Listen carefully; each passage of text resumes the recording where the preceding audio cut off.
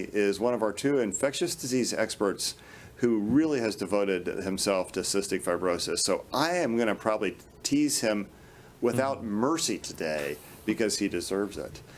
Today's topic that we're going to really work on is traveling. Because we've had so many questions that have popped up to us from all of you about traveling. What's safe? What's not safe? Can I make an airplane safe? Where can I go? What can I do? And even Michelle, our interpreter this morning, was just saying, gosh, I want to do a VR, what is it called? VRBO, whatever that is, out in Florida and drive down, and whether that was okay. And so I think these are all relevant and important questions as we continue to wrestle with life in the COVID era. But as we do that, Doc, hi. How are we doing? We're good. We were up to 11 patients in the hospital. We are back down to 10. We had 10 yesterday. Unfortunately, though, 5 of those are in the ICU or critical care. 2 of those are on the vents. So even though our numbers are lower, we do have a higher proportion needing critical care services. But overall, I think we're happy. We would obviously like to see that number be 0, but it's certainly a lot better than 15, 20, 30 patients in the hospital. Yeah, or even 40 as we got as high as one time. So that is a lot better overall. Yeah. And I mean, there are times during an influenza epidemic we'll have 20 patients in the hospital with influenza. So really, we are better. Yeah. Yet this isn't influenza. I know people want to draw the correlation because that's something we know and understand. It could have been the 1918 flu or influenza, but it's not really influenza because there is still a much higher death rate with this than influenza. Absolutely. You know, the full numbers aren't out from this 2019-2020 influenza season, but we think maybe there were, 30 to 50,000 deaths from influenza, but probably a lot of those also from secondary bacterial infection from like staph and strep. Now we are up to 110,000 deaths from COVID just in the United States alone in 3 months. So just taking a look at those numbers grossly, we can understand that it is much more dangerous to have COVID than influenza. Yeah, I mean, it's pretty, and that's with society being closed down. I mean, if you think about 100,000 deaths already in 3 months, you could translate that over the year to 200,000, 300,000, 400,000 deaths if things keep going like that. And that could be a struggle, and obviously a lot more deaths than influenza has presented. Yep. So tell us a little bit about your sense. You've been out on the floors a lot. You've been taking care of patients with COVID-19. How are folks doing? What's your sense of it as another one of our infectious disease colleagues? Yeah, for sure that we are past the peak of cases here at KU. We used to have up to 40 positive in the hospital, and the ICU used to be filled with those patients. And now moving patients around so they're cohorted in one area in the hospital, the numbers are definitely lower, as Dr. Hawkinson mentioned. I feel the anxiety even among everybody around now. We're kind of get used to this new normal of dealing with those patients and making sure that there's no transmission of infection. So I think we're a much better place. We were talking about ourselves that we think there'll be even less infection maybe in the upcoming influenza season, as everybody is hyper cautious about cleanliness and prevention, even things that like C. difficile and others with all the extra hygienes that's happening might be reduced in the hospital. Yeah, we're pretty hopeful that will be an important difference. Yeah, absolutely. I also want to welcome Dr. Danielle Johnson on our show today as we talk about growing our bubbles and how safe that is and the anxiety over that and hitting the road during a pandemic. Dr. Johnson, welcome. Good morning. How's everyone doing? We're good. How are you? I am good. I'm good. I think our biggest struggle is the heat. How do we survive with limited social outings and opportunities when it's 90 degrees outside and we're all stuck in our house or sweating outside? So I think as we continue to deal with some limitations with social activities and outings, we deal with the heat and how do we adjust to not maybe wanting to feel comfortable going to the pool, although I've heard Dr. Hawkinson say the pools are safe. It's just maintaining that space when we're at the pool. So how do we find some creative ways of beating the summer heat while being safe? So tell us a little bit about some of your patients during the pandemic. What's it been like? What's the level of social anxiety like out there? I think it's been, for the adults that I see, which I see a handful of adults, that's been difficult mainly because they have children. And so they've been trying to find that balance of doing teaching from home, working from home, keeping their kids entertained, which has been pretty difficult. And the fears of going back out, I have a patient in particular who hasn't gone to the grocery store in a few months and was really scared to go and ultimately did not go to the grocery store because she was nervous about hygiene practices and if everyone else was wearing a mask, and has seen some of her neighbors from a distance, but really is uncomfortable with the idea of the unknown and what if she makes a poor mistake? What if she does have it and doesn't know it and spreads it? With my adolescent and child population, they are sad. They miss their friends. They miss laying on the hammock with their friend. They miss going on bike rides. They miss their peer group.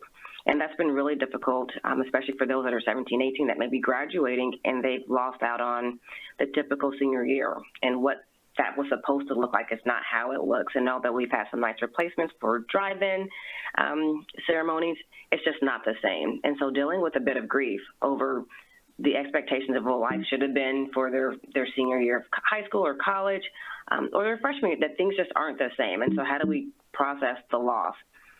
And as well as the anxiety of things being so different and not having the normal kind of routine and practices in place. So I think with this level of anxiety that we're all experiencing, there's a bit of grief. We're missing out on what should have been for this last 3 to 4 months.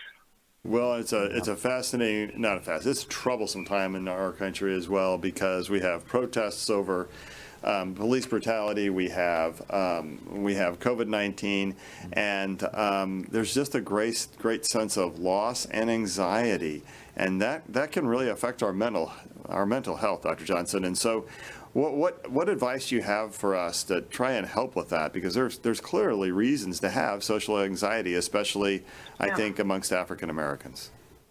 Yeah. I really think having a place where you feel like you belong, people that you can talk to, making sure you stay connected. So we have this amazing technology, so we have to reach out to the people that we love and care about to find a village. So if you've been involved in any of the protests, to make sure you get some connections there that you guys can stay connected. If you've not been to the protest, but you feel the sense of duty to do something, to find like-minded people. So this is where social technology or social media can be a great asset to reach out to those that have similar or kindred spirits. And that goes beyond, the social struggle that we're having right now. And that goes to just we've all come back together as humans, that we're all in this pandemic together. This is not just one sort of the population that's impacted by this. This is impacting the entire world. So making sure you've got some good social connections. Exercise is unbelievably important. To make sure that we've got some space and time, whether that's 5 minutes to do some meditation or some yoga stretches, or you're going to go out and hit 6 miles tonight. But to make sure you build that in as a daily practice, is setting those routines and practices in place. Because if we don't have a sense of control, everything is that much more overwhelming. So how can we find ways to find some control in our day? Knowing that we can't control everything, we don't have that magic wand, but finding ways in our day that we have control over. So what time you wake up, what you eat for breakfast, having these routines in place, knowing that at 5:30 every night I'm going to go and do 30 minutes of yoga. But that's things to take care of yourself so that you have that control, that you have these known social dates. And so I think a lot of my friends, we've made these ongoing. Every 2 weeks we get together via Zoom or in the driveway and have these connections, but being mindful about it and making sure we make that a priority, because we need to take care of ourselves so we can take care of others. It's funny. So I always thought that meditation was kind of, I poop on meditation, and I'll be honest. And so then we're in the midst of the COVID crisis, and stress is a little high if you're a hospital person or if you're a physician or frontline worker, healthcare worker. And I'm sitting at home, and then my daughter said, "Well, Dad, you just need to try a little meditation." I'm like, "Yeah, whatever." And so then I tried it. It's like, darn if it didn't help. Yeah.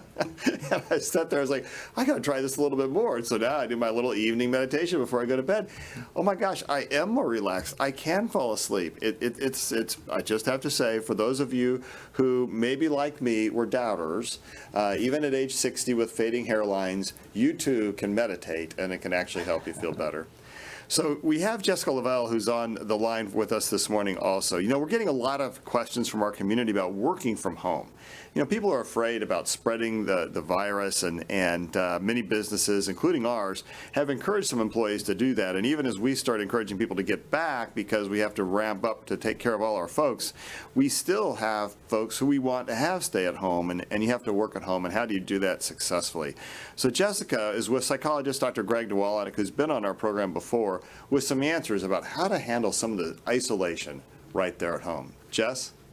Hey, good morning, Dr. Stites, and good morning to you, Dr. Nawalnik. Thanks so much for joining us today. So I'm sure you've been hearing a lot of people having a lot of stress and difficulties and challenges trying to get used to working from home. What are you hearing from people? People are having to juggle between the two. We've got kids at home, we've got work at home.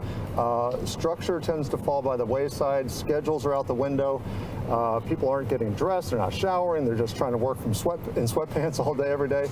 So there's, routine chaos, I think, is kind of what's occurring in a lot of homes, and people are kind of beating themselves up because they don't feel like they're getting it right. Can we grab a few tips from you as far as how we should tackle this? Absolutely. I think that structure and is going to be a great benefit in terms of when we're waking up, when we're going to bed, and this goes for adults and kids. Either way, you're going to see some positive impacts of that. As far as when you're doing work at home, try to have a dedicated workspace where you're going to go to do your work, so it's not like you're doing it in bed. The other piece of this is with your kids. Tag team. If you have two parents at home, one of you gets dedicated work time while the other's attending to the kids, and then swap. So that way there's no sense of an unfair arrangement where one person really gets to do their work and the other one is trying to straddle both worlds. Dr. Nawalnik, thanks for joining us this morning. We appreciate it. Of course. Thank you. Dr. Stites, back to you in the studio. Thank you. So really, Elizabeth or Danielle, you and Dr. Nawalek, I think, have just told us the exact same thing. Get us keep some structure, make sure we exercise, and try to be fair in our lives with others. So, wow. Yes. All right. So We're keeping it simple. And the meditation thing, which again, I actually have to swear by. So let's see if there's any questions from media this morning. But before that, I have one more point to make, which is about mask fashion. This whole thing about yellow, blue, white, different colors. Listen, what does that mean? Why do I care which color my mask is? Because, frankly, I look much better in blue than yellow. Well, you want to coordinate your colors. Well, that's what I think. And, but it means something. What does it mean? Blue and yellow, the different kinds of masks. I've made him speechless already. See, he wasn't expecting that question, was he? I wasn't expecting that one. Dr. Hawkinson, I will defer to you. I think crimson and blue masks are probably the best. However, certainly we know that for surgical masks, we have surgical masks in the hospital, yellow, blue. For the general public, if you're out in public, if you cannot be physically distanced, socially distanced, if you're at a grocery store, if you're in confined spaces, any cloth mask is really going to be good. I don't necessarily have a problem with I think the color. the blue masks are the surgical masks, and the yellow have a little different infection control rating. So the surgical mask, the blue ones from the outside. I know the WHO has a recent statement about the use of masks in public, depending on the prevalence of COVID-19 in the community. And they're really making the point that wearing the mask is to protect others. If you're sick, you should be staying home. If you are definitely sick with COVID-19, you want to preferably use a surgical mask if possible over cloth masks. But for the general public, a cloth mask, whatever color it is, should be fine. Yeah, it does some things. Yes, and that's a different statement from what Dr. Ella Truni said. The World Health Organization for the longest time didn't really comment on masks for the general public. They wanted to really conserve PPE use for the medical professionals. And now certainly they've kind of reversed that stance a little bit. And we do have better population studies showing that even cloth face masks can protect other people in case you don't know you're sick yet, you're asymptomatic or pre-symptomatic. There you go. Well, let's first see if there are any questions from media. Any? What do we got, Jill? Donna, she's writing and she says, good morning. Good morning, Curious Donna. to hear your thoughts about the announcement by the WHO about transmission from people who are asymptomatic. Oh, this is always a concern about asymptomatic transmission. Yeah, and so, gentlemen, what do you think? Dana? Yeah, so I think as with all of this surrounding COVID, we need to preface this by saying, at this point in time, but the other thing is we have to understand that these articles, whether it is the headline or the title of a journal article or whether it's a headline of a news article, we have to read deeper into the story. So if you read deeper into the story, you understand that later on in the interview, she also said, but some people may be what they think is asymptomatic, and we kind of touched on this, but they may actually have mild symptoms or symptoms that are not really consistent with COVID, fevers, cough, chills, shortness of breath, or even loss of smell. So people actually do have symptoms, but they don't understand that they may have mild disease. So that's the important thing to know. What also is important is that we know that your viral loads, the amount of virus that's reproducing in your upper respiratory tract, is probably highest 1 to 2 days prior to any symptoms, and then 1 to 2 days after symptoms start, and from there your viral loads start to go down, again, in your upper respiratory tract. So we're pretty certain you can spread the disease prior to knowing you have symptoms, but I think the thing to take away from this is that people may say they're asymptomatic when actually it's probably just mild disease.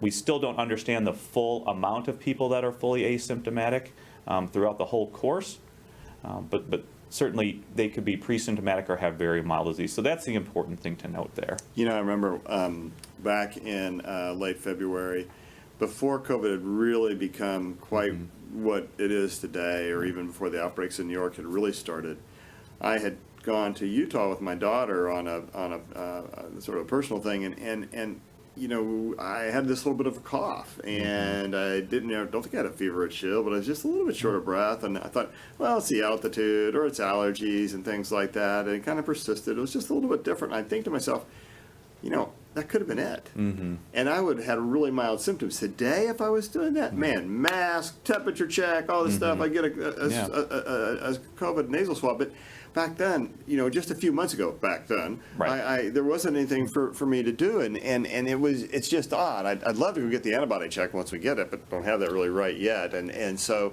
I wonder if that's asymptomatic spread. So Wisdom, I think we have to make sure that people take seriously really mild, we're saying asymptomatic, but it could really just be very mild symptoms that are different that they are going to write off as allergies. How do we convince people to say, no, that could be COVID? Yeah, at this point, we're still in the middle of it. We're not done with the epidemic. So any respiratory symptoms, really, any cough or shortness of breath should be taken seriously. Don't assume this is allergies. I know we're in the spring. We're getting in the summer now, but I think now the threshold for testing is very, very low. And with minimal symptoms, especially if you're in a household with older people, if you're in a household with people with underlying conditions, you want to get tested, you want to isolate yourself if you have any symptoms.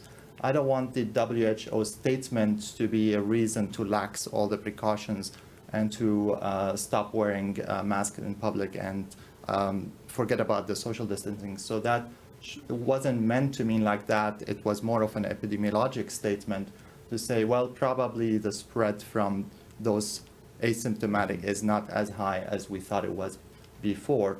But we need more studies on this, and this is really preliminary. Yeah, so here we go. It's going. We always say we're going to be smarter in 2 weeks, and you know what? We are always smarter in 2 weeks.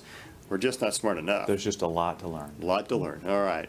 Aaliyah is asking, she was sick back in November and December. She did test negative for the flu. Wants to know now, if she got antibody testing, would it be good for personal knowledge and for plasma donation for study? That's a really great question. And in fact, we may well have had COVID-19 right here in Kansas City, even in November, December, because it was certainly in Wuhan by then. And we have a lot of direct routes, or semi-direct through one airport. What do you think? True. Yeah. I think definitely for both purposes, having antibody testing would be helpful. Now, on a personal level, I want to say we don't know yet if being positive means you're protected and you're not going to get infected again. We think it is, as it was mentioned, but until the studies prove that, we're not sure. So even if you test positive, I would say still take the precaution trying to avoid getting infected again, because that's a possibility. Now, for plasma donation, yes, the FDA is allowing having a positive antibody test as proof that you had the infection before, and you could contact a blood bank for donation of plasma if you're willing to do that. And with some, you've actually been pretty involved in that plasma donation study here at KU. Talk a little bit about some of the things we're doing and how we've used it. Yes, so we here at KU are a center for the Expanded Access Program, which is across the nations. The FDA allowed the use of plasma, convalescent plasma, as a treatment for COVID-19, even though we're not sure exactly how effective it is, but there is a historic precedence with using plasma as a treatment for viral infection. This has been used in the past for influenza, even the 1918 Spanish flu. It's been used for Ebola. It's been used for the original SARS, and some with the MERS coronavirus in Saudi Arabia. Even though the studies have not been well controlled, that's why it's not considered established therapy. It's still considered investigational. But this started about 2 months ago in the US, and 20,000 patients have been transfused with convalescent plasma so far across 2,400 centers. So we are one of those centers at KU. You had the community blood center person on the show before. Indeed. And they are a collection center, so is the American Red Cross for convalescent plasma. So if we have patients in the hospital and we'd like to treating them with convalescent plasma, we can order that, and we get the plasma from Community Blood Center. Good deal. What do you think? Is it going to work? I think by reviewing the literature on this and the data that's available so far that it is effective. I don't have this clean randomized control trial that is controlled to show effectiveness, but this is going to happen. There are randomized trials enrolling patients now, and we have so many patients in the Expanded Access Program, and some of them have not received plasma. So I think that control comparison is going to happen, and I hope and I think it will be effective. All right. And remdesivir, as we do have that going on now, we're giving quite a bit of that. Yeah, we have been giving doses to people. Luckily, with the state allocation, the federal allocation plan, we do have still doses available to give, so that's a very good thing. We are using it on our patients that come into the hospital and meet the criteria for it. So it's pretty clear that people who get COVID-19 are doing better than they did at the beginning of this crisis. Yeah. What things do you guys think are making the difference toward that? Or, A, you have to agree with me first. So you can tell me if you agree with that statement or not. I do think we're better at it. I think it's all about the pulmonologist and the ventilator strategy, but you probably want to take some of the credit. Right, our lung doctors have been exceptional. That's what I think, that's what too. it is. That's what it is. You know, it's hard to say. Was it the most vulnerable populations initially that got infected and then got hospitalized in critical illness? If we just look at the meatpacking plants in Kansas and out west, we haven't seen a large increase in surge and overwhelming of those hospital care sites out there from all of those infections. So that's really good to know. That's impressive. And so I don't think we know that for sure. We do understand that there is really no other clinically relevant strain of the virus going around. There's nothing that has been altered. So, we haven't attributed it to that. It may just be that some of the most vulnerable populations have been infected first, especially the nursing homes, and then obviously there were measures taken in those facilities to help reduce the spread, and now we are seeing maybe some more of the healthier, younger patients who are getting infected and not having the complications in the amounts and the propensity that some of the older populations are having. Yeah, so there you go. All right. Laura wants you to look into the next 3 months and tell her how safe is traveling on planes. Okay, here we go. Okay. I've been waiting for this question. Because, so this guy on my left is like a world traveler, and I give him a hard time. He travels all over the world, and he'll post stuff, and I'll say, listen, you can't be doing that. What do? You can't go there. It's not safe right now. Oh, I'm going to fly over this different country. I'm going to go a different route. All this stuff this guy does. I know you love to travel all around the world, and you love to get on planes and go do that, but are you traveling by plane right now? That's a good question. I travel a lot, as Dr. Stites has mentioned, and I've been on planes, I've been sick on planes, so I've been through a lot of situations while traveling. And I've been thinking about how is this gonna develop and what is my next plane ride is gonna look like. Obviously, the airlines are doing a lot in trying to convince passengers that is safe and that they're doing extra cleaning of their airplanes. There's social distancing at the airport as the airport's starting to open. So I think it is safer now than it used to be before this epidemic. But am I comfortable now being on a flight like this week, next week? I would think again if it's not a necessary trip, but I think by taking precautions, if you have a trip, if it's a short trip, I know the planes are not full these days. I've been seeing, I follow some of those travel blogs, and people are traveling are saying the planes are half empty now. So they can definitely kind of separate people on the plane, and at the airport there's this separation. I think if you have to travel, masking on the plane, carry your hand gel with you, keep cleaning your hands, keep the social distancing. I know a lot of the shopping at airports is closed still, so it's not as bad, but if you have control over your travel, we were talking about traveling by car versus traveling by plane, you don't have control of who's going to sit next to you on a plane and what do they have. And if it happens that you sit next to someone who has symptoms, even though they're screening, that's something you don't have control over. So that still is a worry. You know, I think it's all about your bubble. You know, in the car, I know my bubble. And the car is part of my bubble, right? Because I keep my car clean, and who's been in my car, I know who's not been in my car. That's my bubble. When I get into an airplane, I don't have control over my bubble anymore. Plus, there's a lot of recirculated air. And I think there's a lot of steps that are being taken on planes to make the air recirculation much safer. I think that's better. But there's also historical data that we know based on other viral illnesses that there is an increased risk of transmission on airplanes, right? Yeah. There is an increased risk. And so what you have to do as a person out in our communities is to try to stay safe. And in order to stay safe, make sure you mask, make sure you wear wash your hands, make sure you do all your hand gel, but man, that mask is important.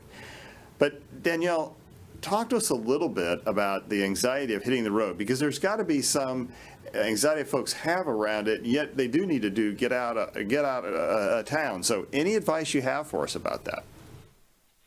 Yeah, that's a great point. I think it goes back to this idea of control, what we have control over and what we don't. In our cars, we can sanitize and we know who's in and not in, but as you said, on the airplane, we don't.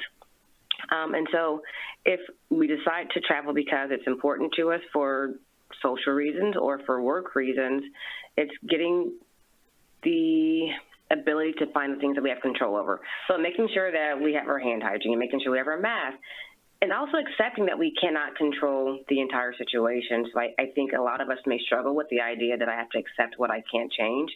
And this is one of those things we're living in. We can't change all these factors, but can I go to the beach and enjoy my time on the beach with my family? Can I go to this work conference that's vitally important that I need to be there and present for? So if we can find some ways to accept by telling ourselves we're doing all that we can to be safe, this is important to me, this brings value and meaning to my life right now, and this trip is what I need for my own mental health, then I can consolidate the worries and the struggles that I may have. Because if I can tell myself this is really important and I'm doing what I can to be safe, just as I'm doing what I can to be safe at home, this is just a different location. And so if we can go into those things, whether that be travel or going to the grocery store, I think we can kind of tackle some of these hurdles more effectively. And we know with exposing ourselves to stressors, the more we expose, the less anxiety-provoking it becomes. So if I don't deal with spiders very well, but I see a small spider and I'm able to be with it, I can kind of graduate up to a bigger spider. If I go ahead and make my travel plans and maybe start out by going to Branson for the weekend, I can build up to this big travel or this big trip. You bet. You know, and to me, here are the social outings I have. My social outing is either to the grocery store or back. That's the big one. That's really about the only social outing I do. Occasional hardware store thrown in. And to a river. I mean, those are the two things, right? And I figure the river is even safer than the grocery store because there's just nobody around. And I really think that's part of it. And I think, Dr. Johnson, what you just said is so true, and I need to use that line with my wife a little more often. This is important for my own mental health. I need to go to the river. I need to just be outside and be outdoors. And it does make a difference. Meditation is certainly great, but man, the river's even better. And I think the first thing to note is, where are you going? What is your destination? If you can look up data about that area, whether it's the city or the county. Now, we know there's always caveats with testing. That's been since day one. But get the best data, and sometimes that's going to be available through the state health department. Obviously, New York is going to be different than a cabin in the mountains or on the river. So understanding that. The second biggest piece is to understand and just think of the virus is everywhere. And so there, how do I protect myself moving forward? And that's all the things that we have talked about. All right, so what's going to happen is that you and I actually both have a trip coming up, Dr. Hawkinson. Yeah. Talk about where you headed. I'm traveling. I'll be going to a beach. So was able to understand and look at where I'm going. There's very, very few cases there. But again, that doesn't really mean anything. We understand there's caveats. But can I protect myself moving forward? And how different will that be when I'm there? Will I be eating out at restaurants or bars? Probably not. Again, the most dangerous thing is probably flying in the airplane. How can we protect ourselves in the airport? And on the airplane itself, it's going to be certainly mask, eye protection. Again, we've talked about eye protection, things that you can buy at the hardware store, some stuff that you would buy to protect you if you're working out in the yard or doing something to protect your eyes from doing that. Keeping the mask on properly. Do we need gloves? Probably not. But hand hygiene is definitely going to be important. You can avoid touching high-touch surfaces. You can do frequent hand hygiene, things of that nature. So working and doing that, we, able to mitigate the risk as much as possible and get to the destination and be healthy and safe there. And once you're there, do the same things you would do at your home or in Kansas City and not deviate from that.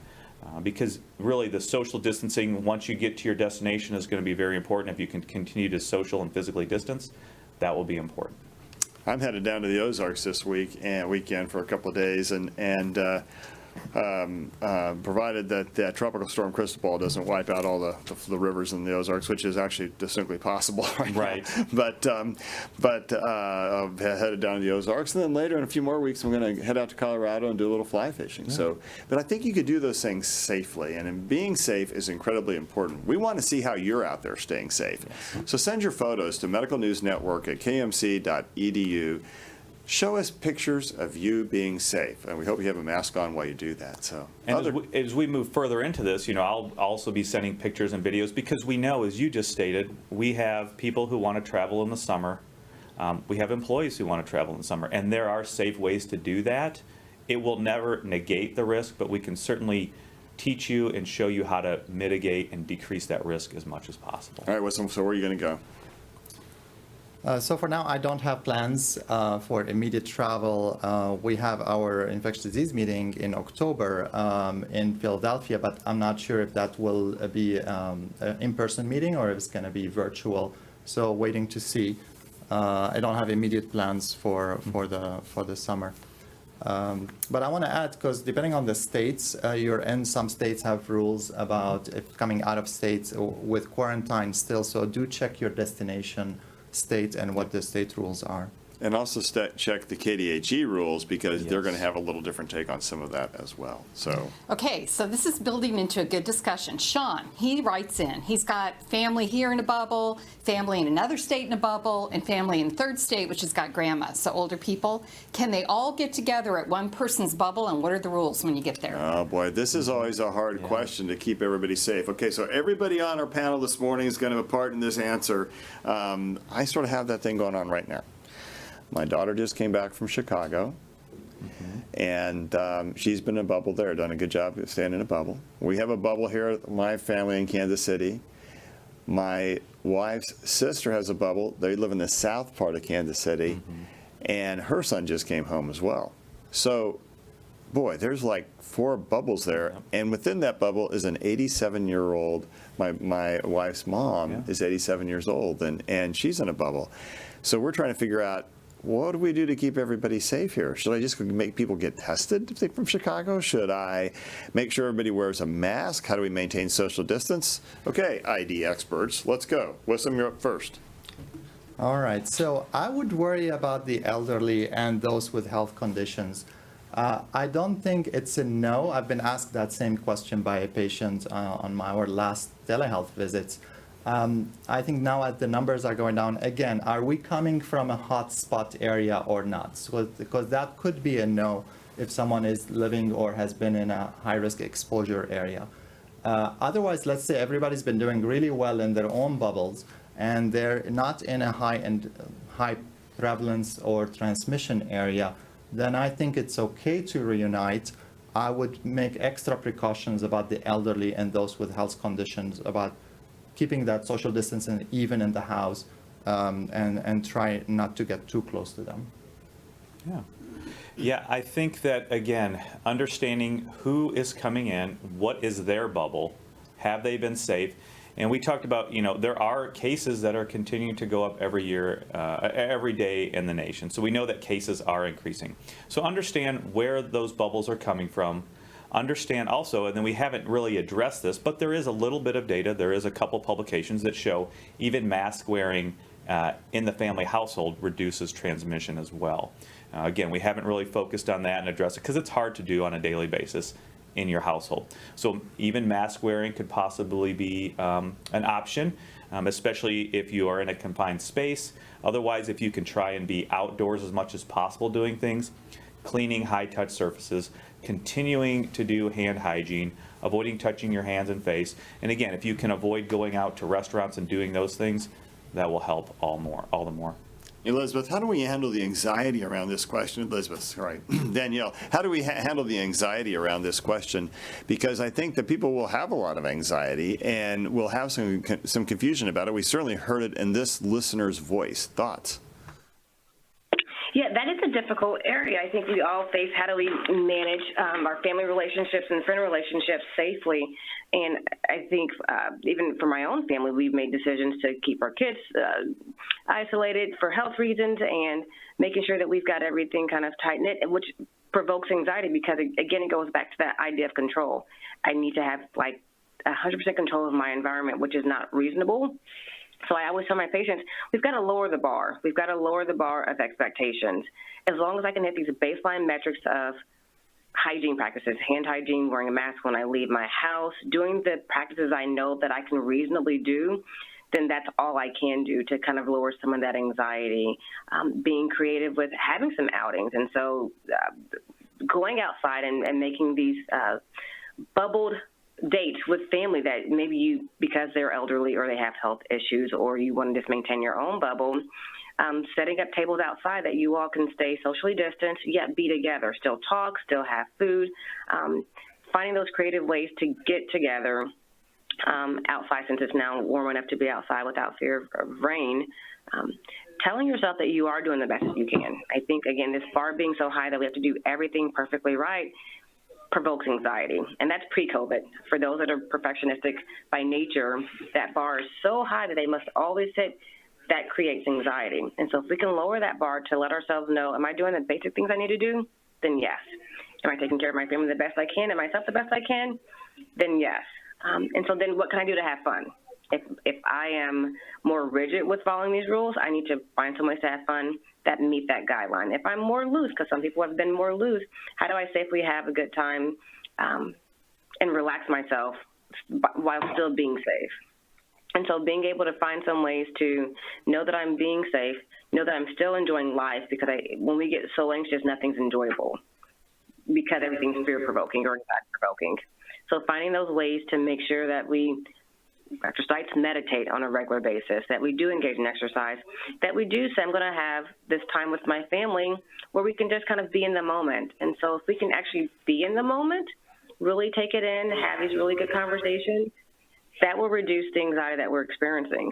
And it's finding that personal to you, because what works for me may not work for you. So going for a run will not work for everyone, but doing an hour of yoga will work for some people, will not work for others, or going for a long bike ride. But finding those things that you know fully fill your tank and doing those on a regular basis. And by regular, I mean like every single day, maybe modified for time, but every day doing those practices that we know recenter us and keep us in a good headspace and keeping our anxiety in check. So you need to journal to kind of do a rating of where I'm at. I feel my heart rate's elevated right now. I'm kind of sweaty. I'm feeling panicked. Let's go back and figure out what's kind of building into that. Danielle, that's great advice. And great advice. And so that, We've talked on this show before about how life is a balance, to your point, Danielle, and I think that people sometimes get frustrated because they want a yes or no answer. Is it safe to bring 3 families together in one central location and to be together in one bubble? I just want to know, is it safe or not? Mm-hmm. And the answer is, well, maybe. And the hesitation is, A, what's your tolerance of risk? Are you willing to have a little more risk? Because is it as safe as staying in your own bubble right in your own home? No, it is not. And there's nothing you can do that's going to make it as safe as that. Is it safe enough for you on a personal level, and are you willing to accept the consequences? That's a personal decision. And we can't tell you how to make that personal decision. We can just give you the best possible advice for trying to stay safe. I think you've heard it today. It's all about how you conduct yourself in order to minimize the risk. But when you travel, will you be as safe as you are in your own home? Nope. Is it safe enough for your personal risk, and are you willing to take that equation and run with it? I am, and others are. What you have to do is just to make that personal decision, and along the way, follow the example that Dr. Johnson is setting for us through exercise, meditation, and things of that nature to try and keep ourselves healthy.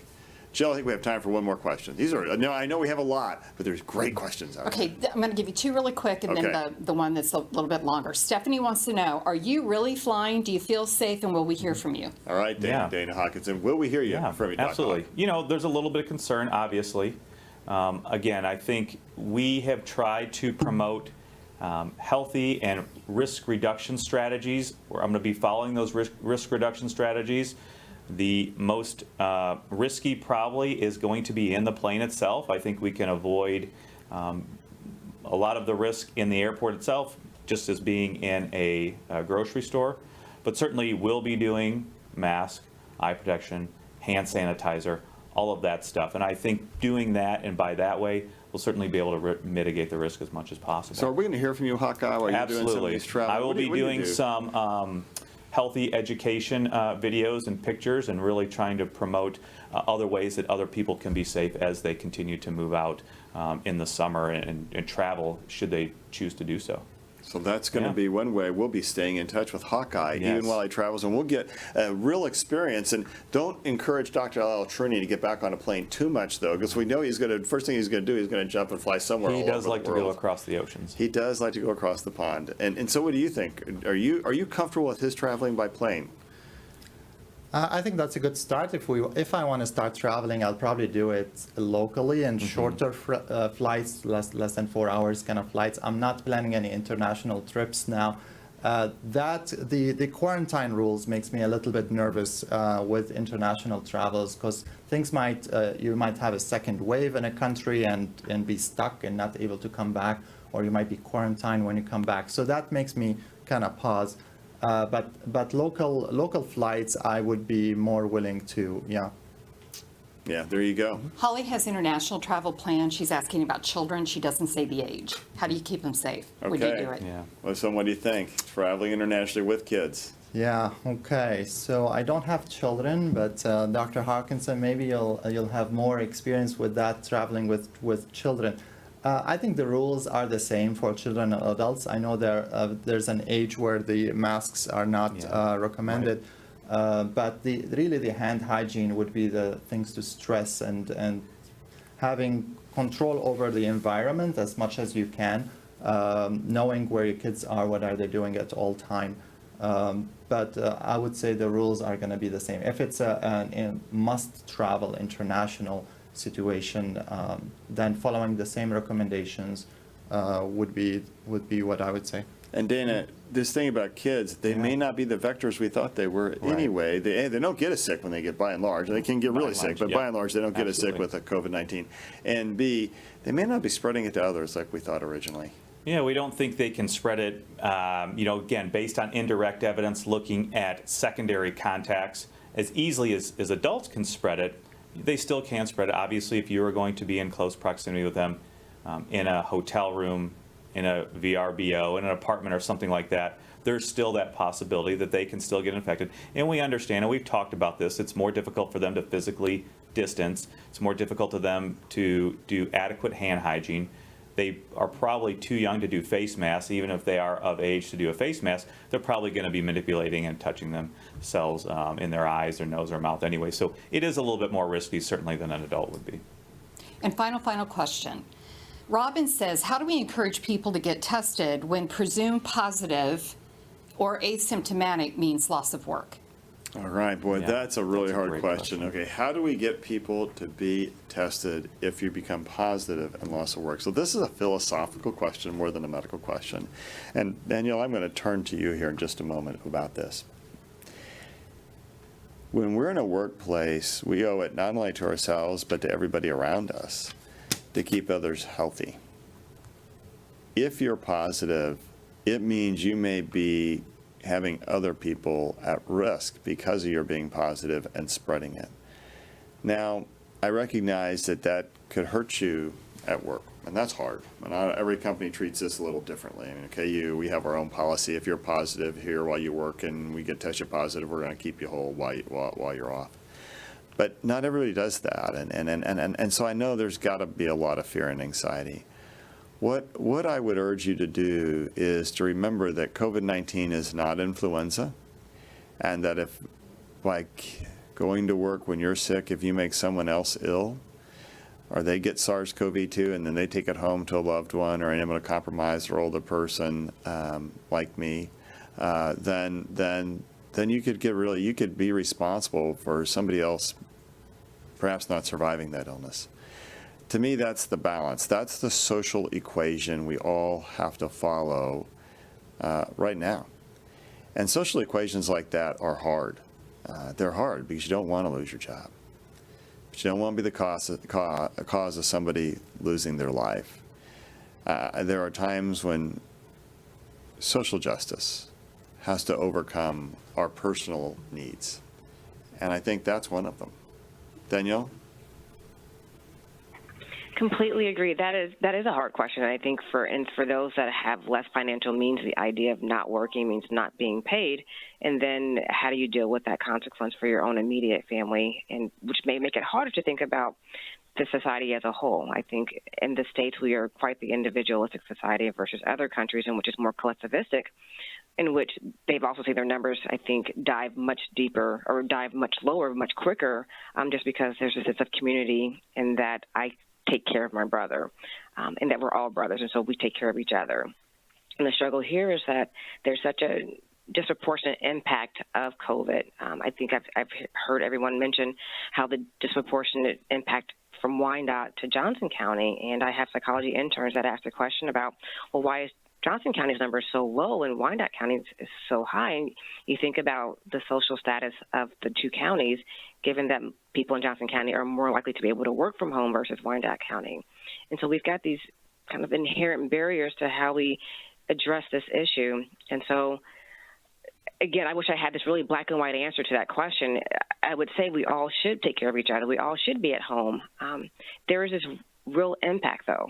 If I can't pay for my housing, I can't pay for my children need, then who is there to support me? So that is such a difficult question, and I wish we had more support systems in place to really address this, because if we did, we would see our numbers, I think, drop tremendously, because we could all truly be home for a few months and really wipe this out. But that's not the reality of the situation. So being able to utilize resources and support. So even if you are testing positive, you have less financial resources, I think we as a society then need to step up and say, here's some resources. I think the media has been really good with listing some resources for social services, but making it quite clear, we want you to stay home because that's what we all need for you to do for your health and for our health.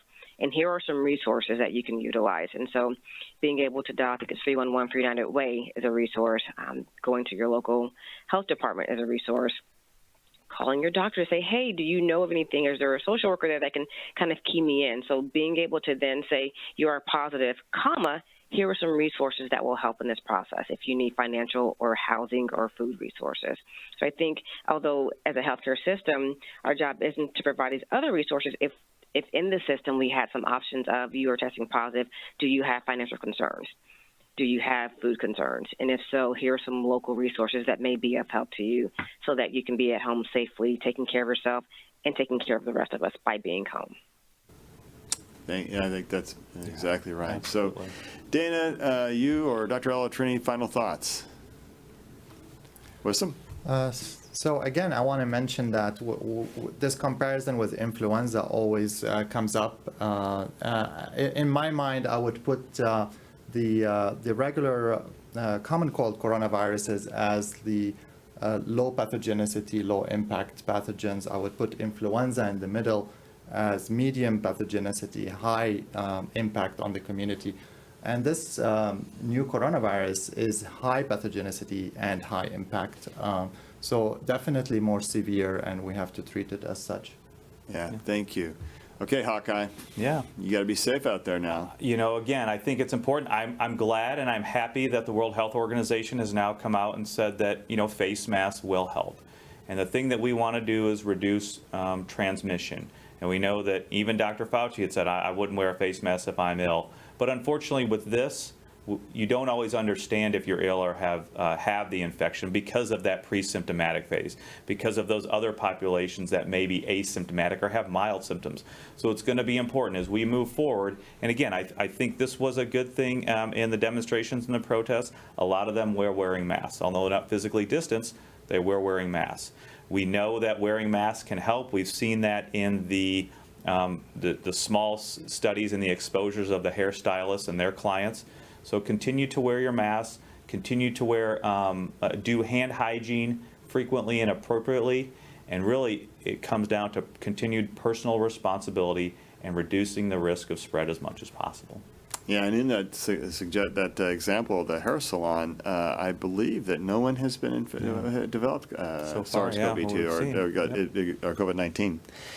So tomorrow morning, just as a brief update, Dr. Jeff Burns, co-director of the KU Alzheimer's Disease Center, and psychologist Elizabeth Mex will be returning to the program to join us to talk about social isolation, loneliness, and especially how does that affect the elderly and those who may suffer from some cognitive issues and some loss. You know, these are hard questions. Gosh, they're hard questions, right? There's just a lot of issues out there. In many ways, the questions about COVID-19 really are questions about social justice. How do we treat each other? How do we make sure we take care of each other? I'm reminded of a lesson I used to try to teach my kids. You know, the first three words are we the people, they're not I the one. We the people are in this together, and we're in many things together. And how we treat each other and how we take care of each other really define us by our actions and our deeds. We the people get to determine issues around social justice, and we the people have the ability to change those things. And in healthcare, it takes all of us to keep each of us safe. All of us to keep each of us safe. Till tomorrow, we'll see you, and remember, there's still no place like home. Thank you.